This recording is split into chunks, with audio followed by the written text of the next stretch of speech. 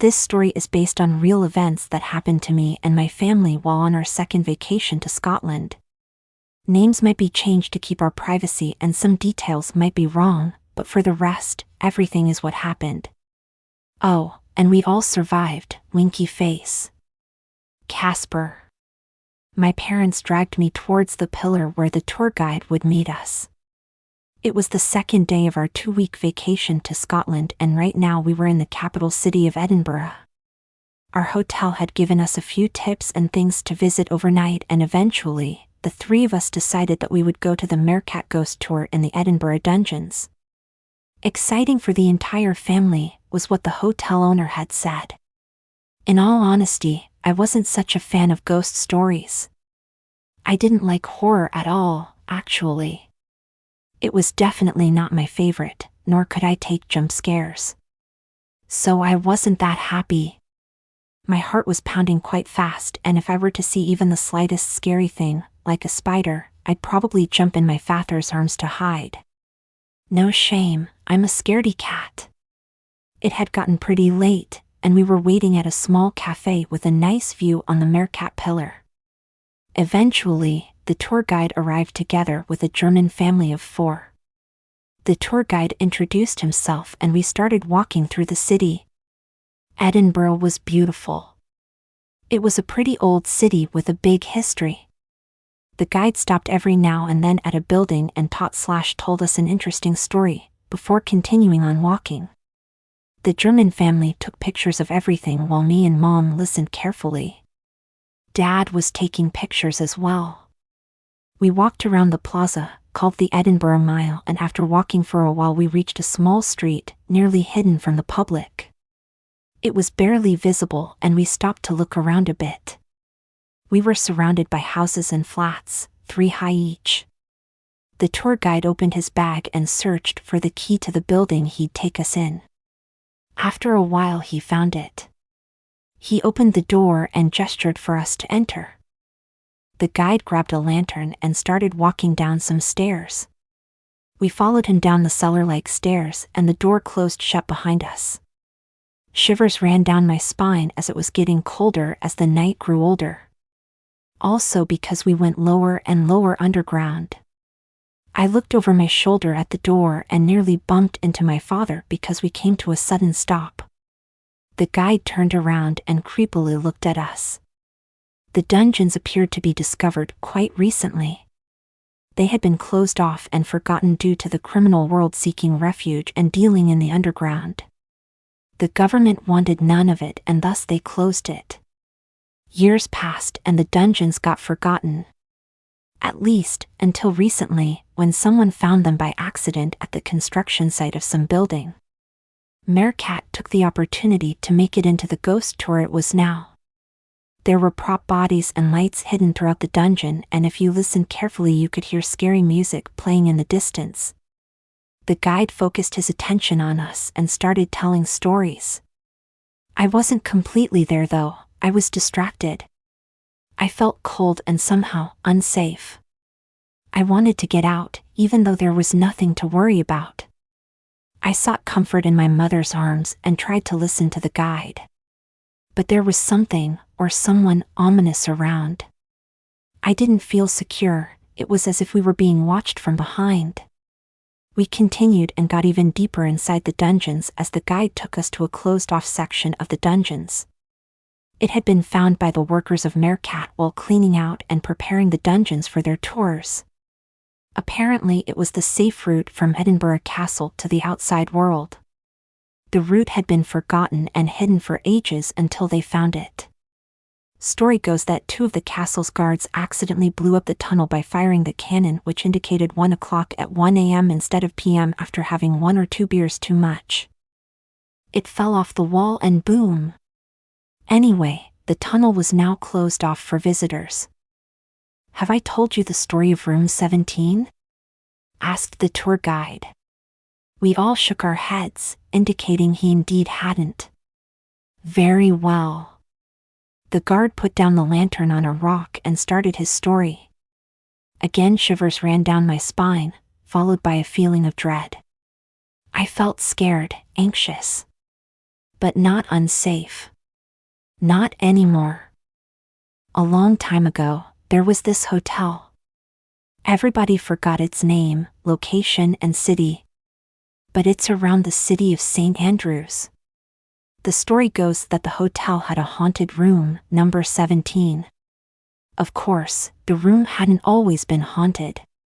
It started in the 16th century. On a late autumn night, a young lady appeared at the hotel. She seemed cold and looked for a room to stay the night. The hotel owner had one free room, number 17. The girl thanked him and immediately went upstairs to sleep for the night. The next morning, the girl wasn't awake for breakfast. She hadn't come down for lunch either. Even though every guest needs their privacy, the hotel owner was getting worried that something had happened to the girl. The man walked up the stairs and knocked on the room door. He waited for an answer, but it stayed awfully quiet. He knocked on the door again, this time a bit louder. Still no answer. The man was getting very worried about the mysterious female now, so he decided to grab the spare room key and unlock the door. He walked down the stairs again, but as he went down to grab the key, he heard eerie whispers in his ear. He couldn't understand what they were saying, something about a man clothed in all black. This scared the old man. He grabbed the key to room number 17 and held it tight in his sweaty hands. He ran back up the stairs and knocked on the door one more time. No answer. He unlocked the door and turned the doorknob to the right. He carefully pushed open the door and called Miss. "Excuse me, are you there?" He took a quick peek around the half-open door but couldn't see the bed yet. He now opened the door fully and walked in. On the bed, covered in a red pool of blood, the corpse of the mysterious female had been left for dead, murdered in cold blood. On the ceiling of the room was written help in the women's blood. The old man gasped in fear and called for the town guards. To this day nobody knows who murdered the girl. The hotel owner couldn't handle the feeling of guilt and closed the hotel for good. It wasn't until 50 years later when a young family bought the empty house. There were way too many rooms for them, so they decided it would be a good idea to make it into a hotel. So they did. But as the husband of the family inspected every single room, he found one room with a strange, scary atmosphere. He didn't feel safe at all in the room. He could swear he heard whispers in the room, telling him about a man clothed in black and murder. He shivered and shut the door. He numbered it room 17 and decided to never rent the room. The family earned good money off of the room, but never ever let anyone rent room 17. The family got rich off of their hotel and the fantastic service. But never ever did they rent room 17. It turned spring, to summer, autumn, and winter again. But the winter was harsh and cold.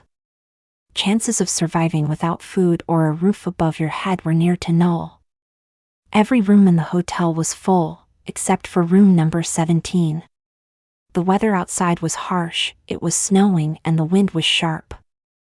It was close to midnight and the family's husband was sitting in the bar drinking his final beer before closing the hotel door.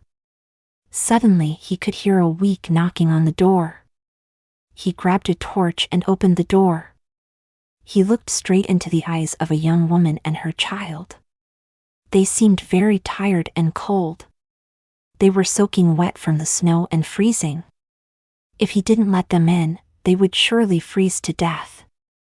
The husband had pledged to never let anyone stay in room 17, but decided it was better to let them stay than letting them freeze to death. He let the woman in, who thanked him dearly. He handed her the key to room 17 and shut the door. The woman and daughter went up the stairs and stayed the night in room 17. The husband went to his room and tried to sleep, but he couldn't. His heart was pounding in fear, yet he didn't know why. An hour passed and the man still couldn't fall asleep when suddenly he heard a loud screech. It sounded like it was from a woman. He lit a candle and ran up the stairs. Every hotel guest had awoken from their slumber by the loud scream, and everyone was looking out of their room doors to see what had happened. Everyone, but room 17. The hotel owner was shaking from head to toe as he opened the door to room 17. He walked inside and saw the woman sitting on a chair in the middle of the room, her eyes fixed on the ceiling in fear. She was completely terrified and paralyzed in fear. The daughter was lying dead on the floor. The husband knew that he had made a mistake. Rumor spread across the country like wildfire, and soon, the entire nation knew about the hotel and the haunted room. The husband was never renting the room ever again. Not even when it was freezing outside. He pledged it against his wife, his son, his grandmother, and everybody else. Never. Anyway, years passed and the hotel grew famous worldwide for its haunted room.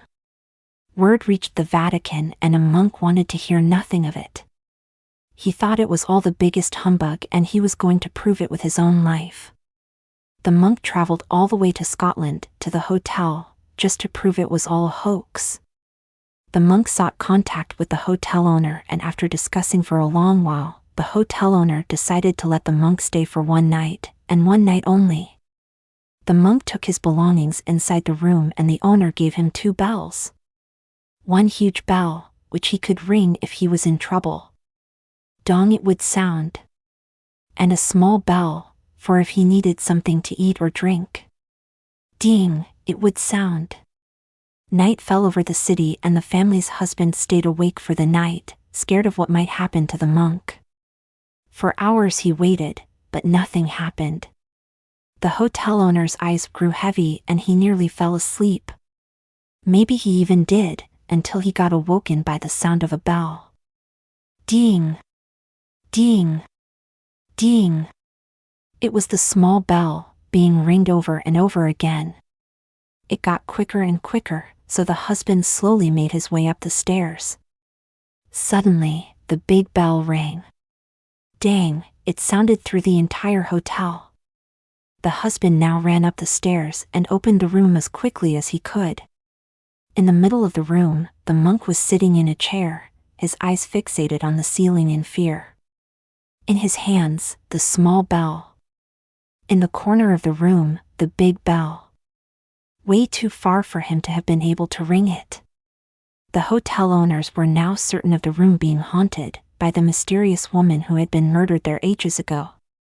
The hotel closed, the room numbers disappeared. Nobody knows what and where it is nowadays. Have a good night. The tour guide led us out of the dungeon, and we walked to the hotel together, still in shock of the finishing story as told by the guide. It was quite an amazing experience, yet we wouldn't want to do it again. Way too scary, especially so late at night. We arrived at our hotel and stayed the night. The day after, we drove from Edinburgh to Crail. Crail was a small fishing village located near Isle of May, famous for its huge population of puffins. We arrived at the hotel where we would stay the night. After walking around for the entire day, we made our way to the hotel and met up with the hotel owner. The year before, we'd been there as well, and the man still remembered us.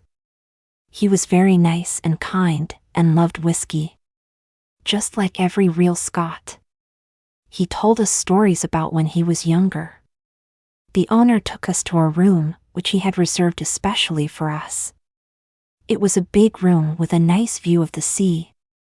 Strangely enough, it had no number on the door. I suddenly got a flashback of the year before, when we stayed here as well. We were having breakfast and got in a conversation with a man and woman who had stayed the night in a room with no number. They'd had some weird experiences in the room. The woman woke up in the middle of the night because she felt something next to her, but her husband was gone. The bed was empty. Somehow, the husband had gone walking in his sleep and found his way to the stairs next to the bathroom. That's at least what they told me. Anyway, the owner gave us the key and walked back downstairs with us. After more stories and folklore, he went to bed and we were left alone. It was getting midnight and the three of us decided to play a card game called Last Card Plus. My father had always been the more skeptical of us three when it came to ghosts. He didn't really believe in them. As we played the game, he started telling jokes about the tour yesterday. Neither Mom nor I liked it, since we did believe in ghosts. But whatever. We finished the first of 7 rounds. Mom won. Dad and I had to count the score of our leftover cards. I had 6 points and Mom wrote it down. I looked at Dad, who had a weird grin on his face. He showed me his cards and I looked at the score of the cards together. 17. Mom and I glanced at each other and laughed nervously. But the second round ended with Dad having 17 points. Again. His smile disappeared.